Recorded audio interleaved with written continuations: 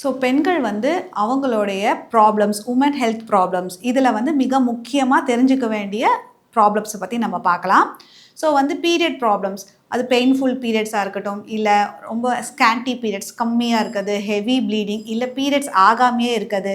So இந்த மாதிரியான பிரச்சனைகள் எல்லாமே உமன்ஸ் வந்து கண்டிப்பாக அதை பற்றின அவேர்னஸ் இருக்கணும், அதை பற்றின நாலேஜ் அவங்களுக்கு இருக்கணும்.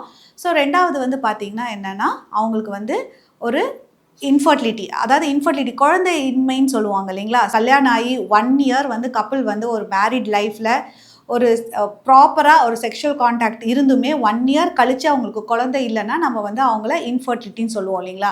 இப்போ நிறையவே காமனாக பார்க்குறது வந்து சப்ஃபர்டிலிட்டி, அதாவது வந்து நம்மளுக்கு ஒரு diet and life style changes கொடுத்தாலே ஒரு ஸ்ட்ரெஸ்லேருந்து அவங்க வெளியில் வந்துட்டு ஃபர்டிலிட்டி இஷ்யூஸ் எல்லாமே சரியாகிற மாதிரியான பிரச்சனைகள். ஸோ இதில் கண்டிப்பாக அவங்களுக்கு அவேர்னஸ் ரொம்பவே முக்கியமாக தேவையாக இருக்குது. ஸோ இந்த 2 விஷயம், அதாவது ஒரு பிசிஓஎஸாக இருக்கட்டும், இல்லை பெயின்ஃபுல் பீரியட்ஸாக இருக்கட்டும், இல்லை இன்ஃபர்டிலிட்டி இஷ்யூஸாக இருக்கட்டும், ஸோ இந்த இஷ்யூஸ் எல்லாத்துக்குமே வந்து ஒன்று கண்டிப்பாக அவங்க டயட் அண்ட் லைஃப் ஸ்டைல் அவங்க கண்டிப்பாக ஃபாலோ பண்ணணும். ஸோ இந்த மாதிரி diet and life style change பண்ணும்போதே அவங்களுக்கு இந்த ப்ராப்ளம்ஸ் வந்து நிறையவே அவங்களுக்கு வந்து சேஞ்சஸ் கொடுக்கும். ஸோ நிறைய சேலஞ்சஸ் வந்து அவங்க ஈஸியாகவே ஹேண்டில் பண்ணிவிடுவாங்க.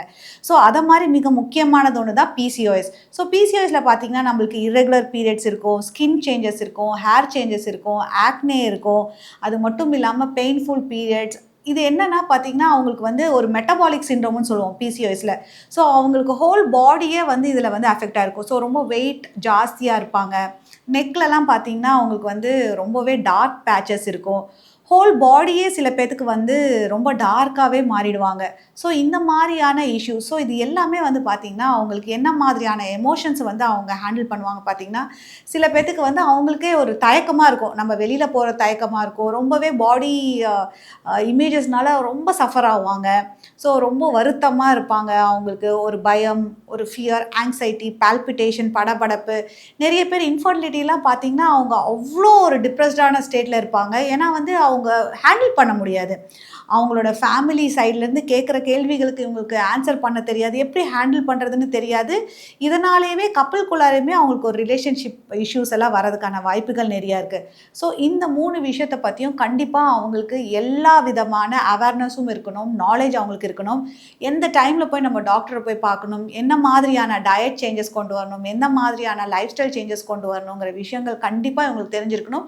ஏன்னா சின்ன சின்ன விஷயங்கள், சின்ன சின்ன சேஞ்சஸ் அவங்களோட லைஃப் ஸ்டைலில் அட்ஜஸ்ட்மெண்ட் கொண்டு வந்தீங்கனாலே அவங்களுக்கு வந்து பிசிஓஎஸ்லேருந்து, பீரியட் ப்ராப்ளம்ஸ்லேருந்து, இன்ஃபர்டிலிட்டிலேருந்து சரியாகிறத நாங்களே பார்த்துருக்கோம். ஸோ உங்களுக்கு இந்த மாதிரி பிரச்சனைகள் ஏதாவது சந்தேகங்கள் இருக்குன்னா கீழே தெரிய நம்பருக்கு கால் பண்ணியோ டெக்ஸ்ட் பண்ணியோ உங்களுக்கான சந்தேகங்களை கேட்டு தெரிஞ்சுக்கோங்க. மீண்டும் அடுத்த வீடியோவில் சந்திக்கிறேன். நன்றி, வணக்கம். இருக்காங்களோ ஸோ இந்த